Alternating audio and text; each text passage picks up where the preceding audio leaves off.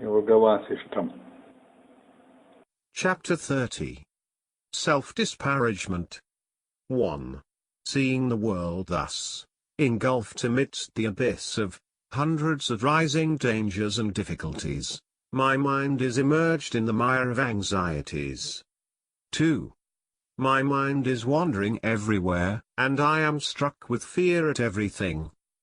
My limbs are shaking with fear, like the leaves of a withered tree. 3. My mind is bewildered by impatience, for its want of true contentment, just as a young woman is afraid in a desert for want of the company of her strong-handed husband. 4.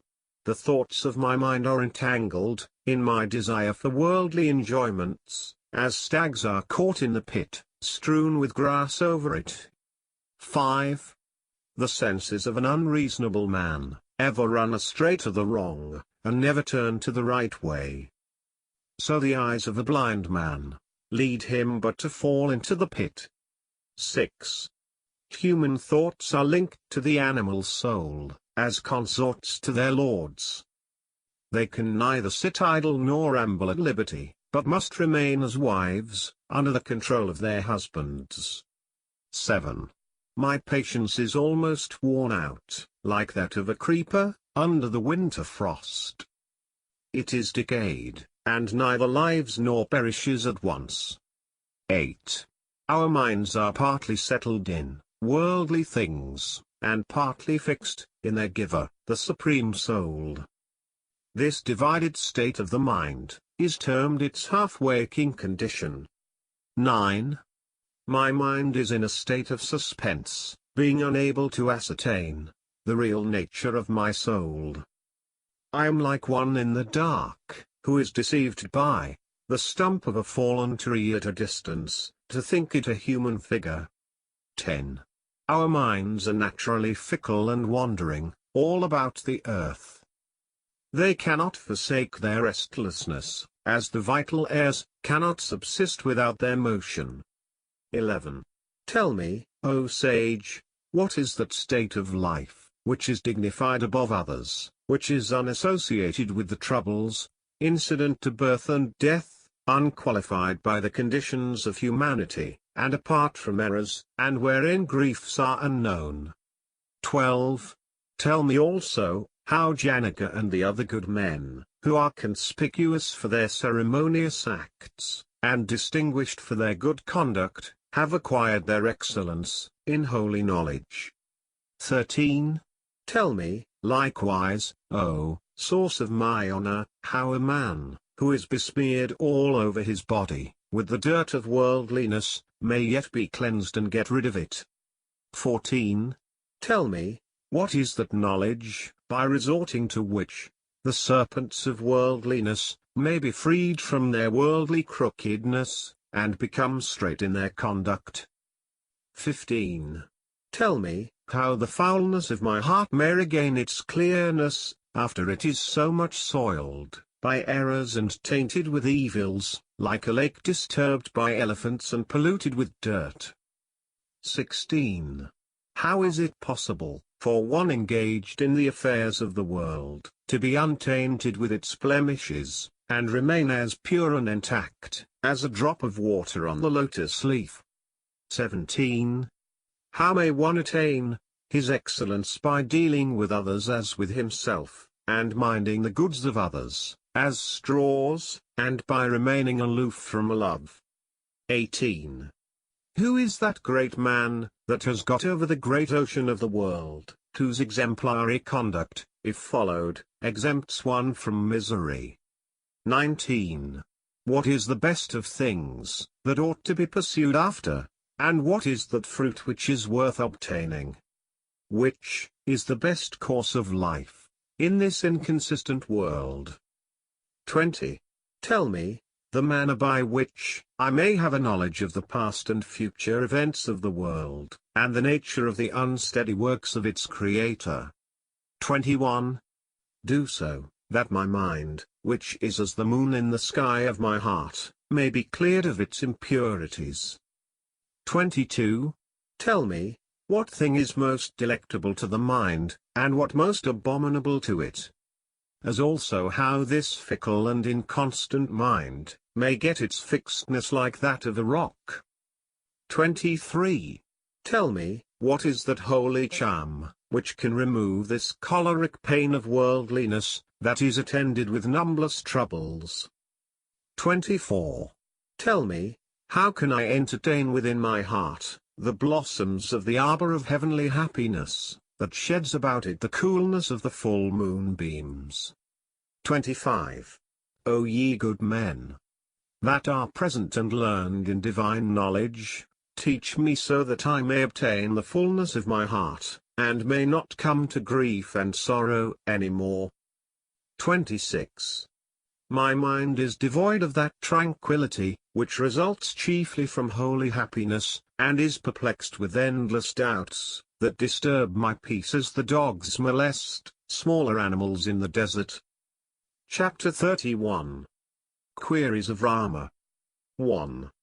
Rama said, I have no reliance on the durability of life, which is as transient as a drop of water that sticks to the point of a shaking leaf on a lofty tree, and as short as the cusp of the moon on Shiva's forehead.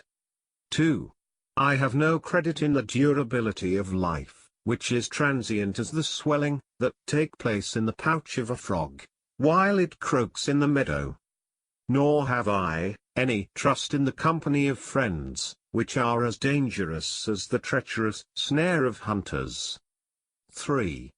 What can we do, under the misty cloud of error, overhanging our minds, and raising our tempestuous desires, which flash forth in lightnings of ambition, and burst out in the thunderclaps of selfishness? 4.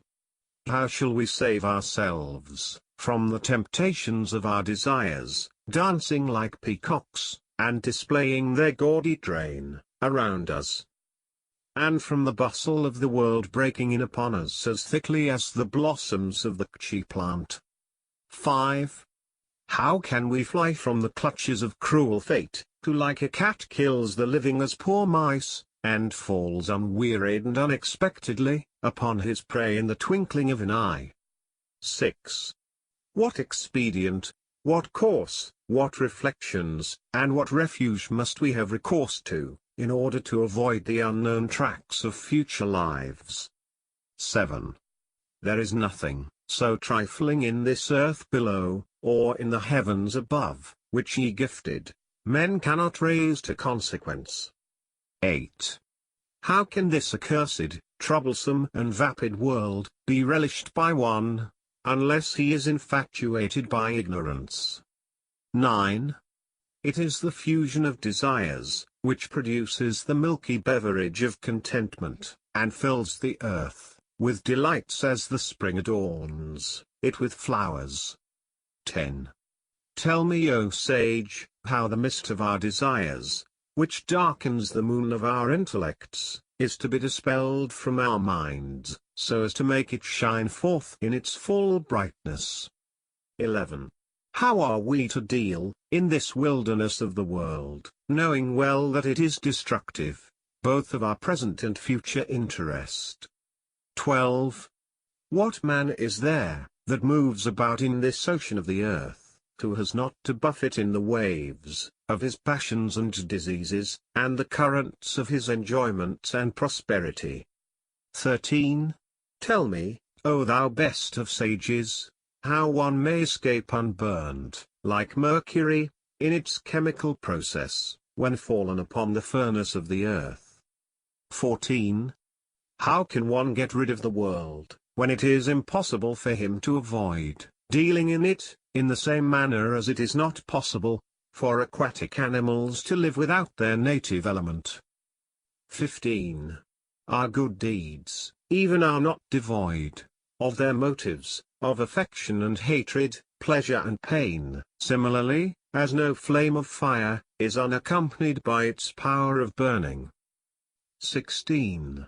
As it is not possible to restrain the mind from thinking on worldly matters, without the process of right reasoning, deign to communicate to me therefore the dictates of sound reason, for my guidance. 17.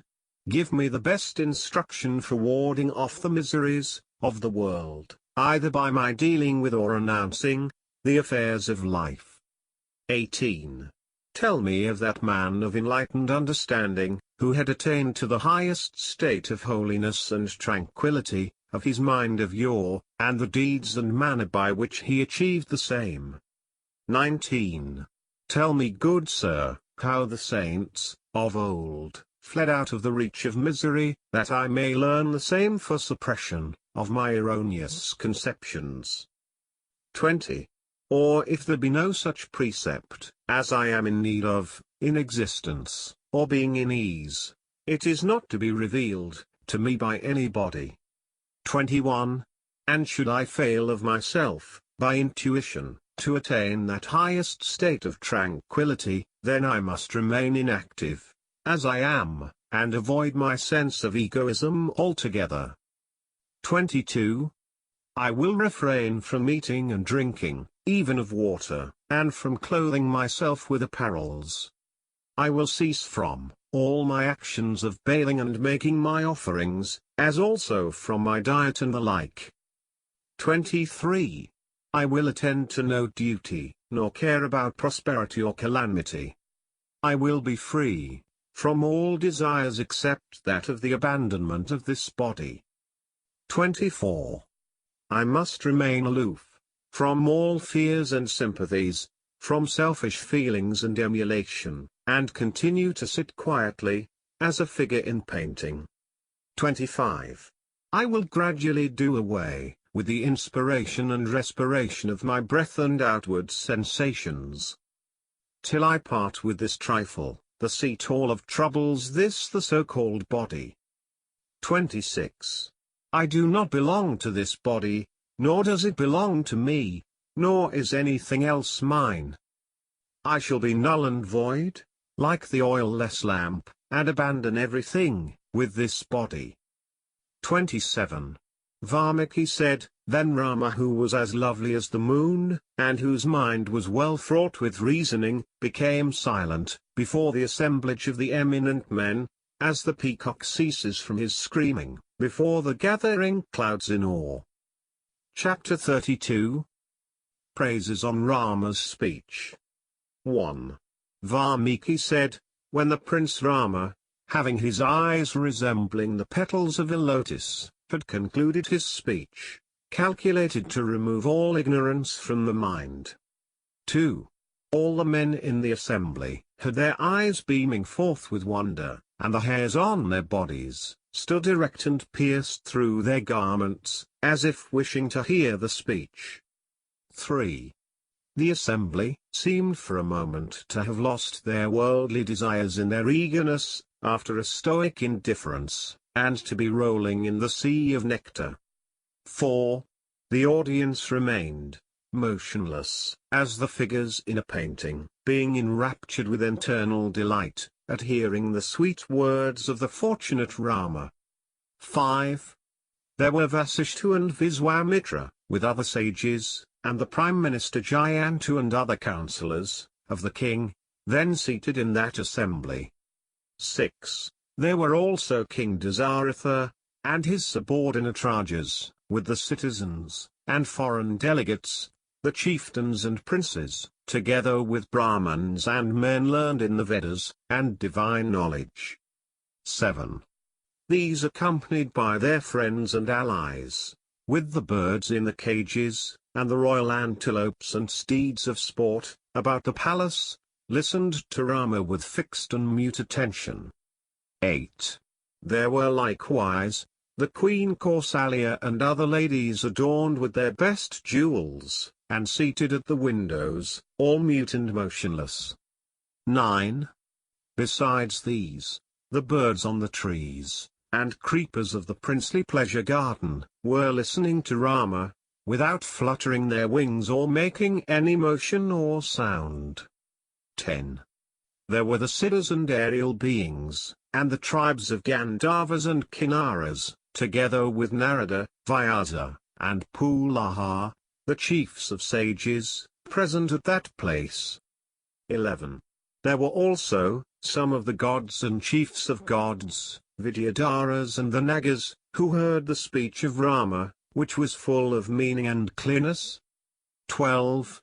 As Rama, whose eyes were beautiful as the lotus, whose face was as lovely as the moon, and who likened the nocturnal luminary in the atmosphere of Raghu's family, held his silence. 13. Flowers were cast upon him, from heaven in showers, by the hands of the divine personages, with their loud cheers and blessings. 14. The people in the assembly were highly regaled with the sweet scent and beauty of these flowers of paradise, fraught with humming bees in their cells. 15. These flowers, when blown in the air by the breeze of heaven, appeared as they were clusters of stars, which after their fall, brightened the ground with their beauty, as with the beaming smiles of heavenly maids. 16. They appeared in the form of raindrops falling from the clouds, and blazing by the light of mute lightning, and scattering about like balls of fresh butter. 17. They resembled also as particles of snowballs, or as the grains of a necklace of pearls, or as beams of moonlight, or as the little billows of the sea of milk, or like drops of ice cream. 18. There were also borne, by the loose and sweet winds of heaven, some lotuses with long filaments, and attended by clusters of bees humming and flying about them. 19. There were also, to be seen heaps of Ketaki and Kairava, Kunda and blue lotus flowers, falling and shining brightly among them. 20. These flowers covered the court hall and the roofs of houses and their courtyards. The men and women in the city raised their heads to behold them falling. 21. The sky was quite unclouded when the flowers fell incessantly from above. A sight like this that was never seen before struck the people with wonder. 22. The shower of flowers fell for quarter of an hour, but the siddhas from whose hands they fell were unseen all the while. 23. The falling of the flowers, having ceased after the assembly was covered with them, they heard the following words, coming to them, from the divine personages in the sky. 24. We have been traveling everywhere in whole bodies of the siddhas, from the beginning of creation. But never have we heard anywhere so sweet a speech as this. 25.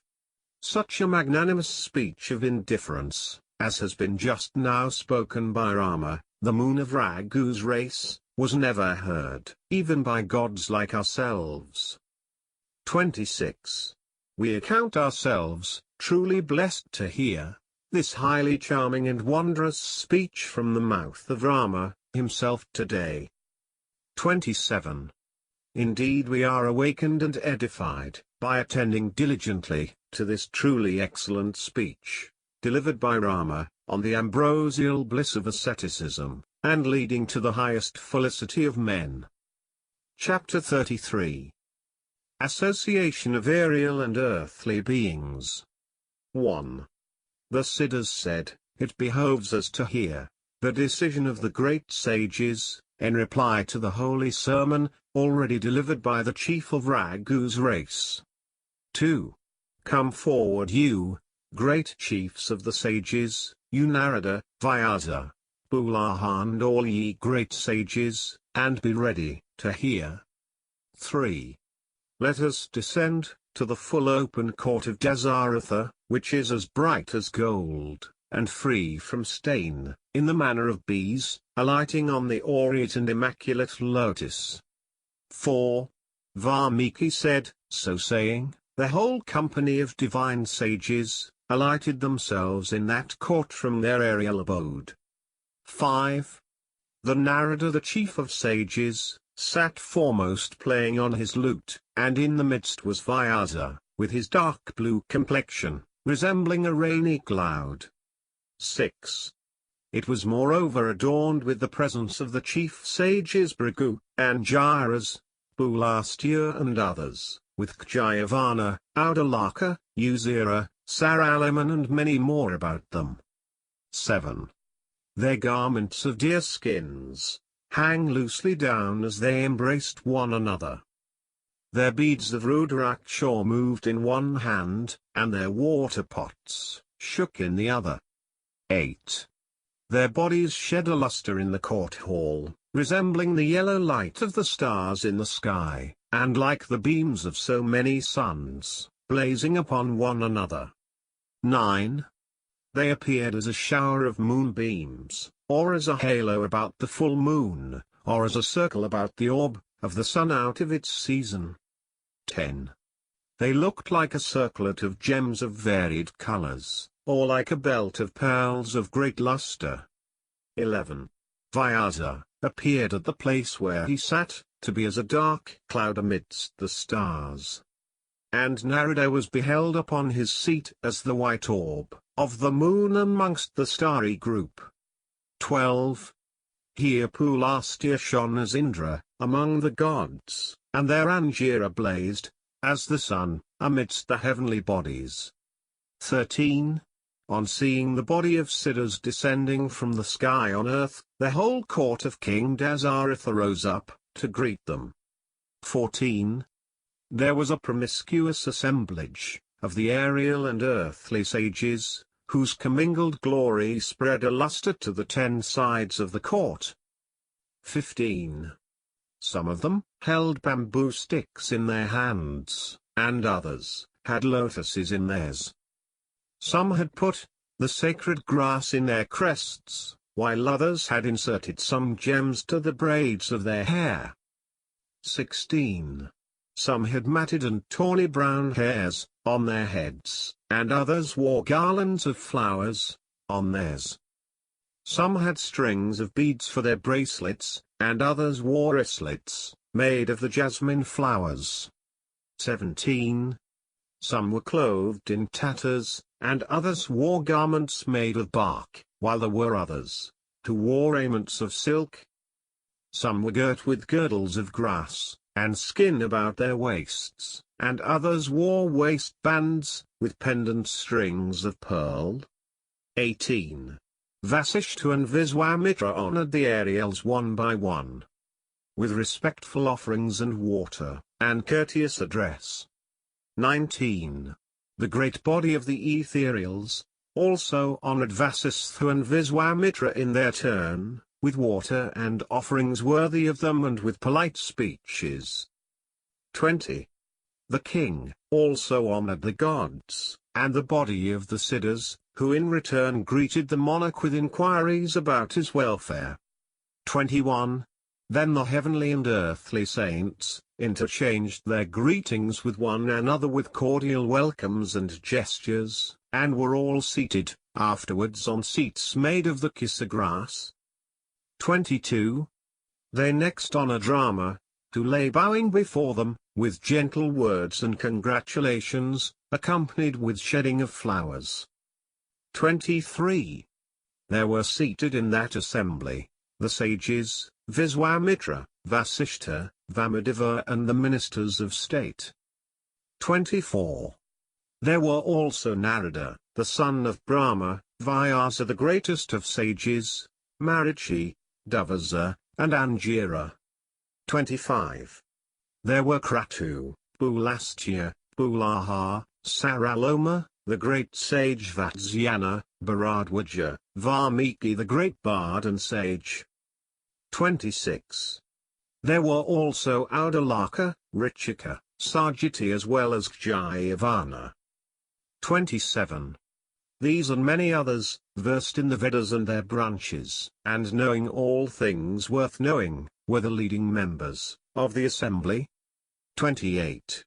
Then Narada and others joined with Viswamitra and Vasishta in addressing Rama, who was sitting silent with his face turned downwards. 29. And said, We admire the blessed and graceful speech of the prince, which is dignified with the spirit of stoicism that breathes through the whole of it. 30. It is full of thought, perspicuous, elegant, clear, dignified, sweet and worthy of noble-minded men, by its lucid style and wants of faults. 31. Who is there that is not struck with admiration at the speech of Rama? It is well expressive of his thoughts, correct in its diction, plain and sweet and agreeable to all. 32. It is rare to find one man, among 100, who is so eloquent as to combine dignity and force with a clearness and sweetness that may command the admiration of all. 33. Who has such a clear head as our prince, a head which is as penetrating as the best pointed arrow, and as fruitful and beauteous as the creeping plant. 34. He is truly a man whose intellectual light, like that of Rama's, burns as the flame of a lamp within himself and enlightens all about him. 35. Man's blood, flesh, and bones with other parts of his body serve as machines to supply him with sensations of external object. But there is no intelligence in them. 36. Life and death, old age and troubles, repeatedly overtake every man. But they are beasts, who are so infatuated, as never to think of these. 37. There is scarcely any man, to be seen, who is of so clear an understanding, as Rama, the destroyer of his enemies, who is able to judge of the future by the past. 38. Rama is the most excellent, admirable, useful, and well-shaped person, amongst men, as is the mango tree, in the vegetable world. 39. It is only today, that we see that a man of Rama's age, has acquired so much experience of the world, and such extraordinarily mature an understanding. 40. There are many such trees found growing in every place as are beautiful to see, easy of ascent, abundant in flowers and leaves. But there is no tree of paradise, growing on earth. 41. There may grow in every forest, trees with goodly flowers and leaves.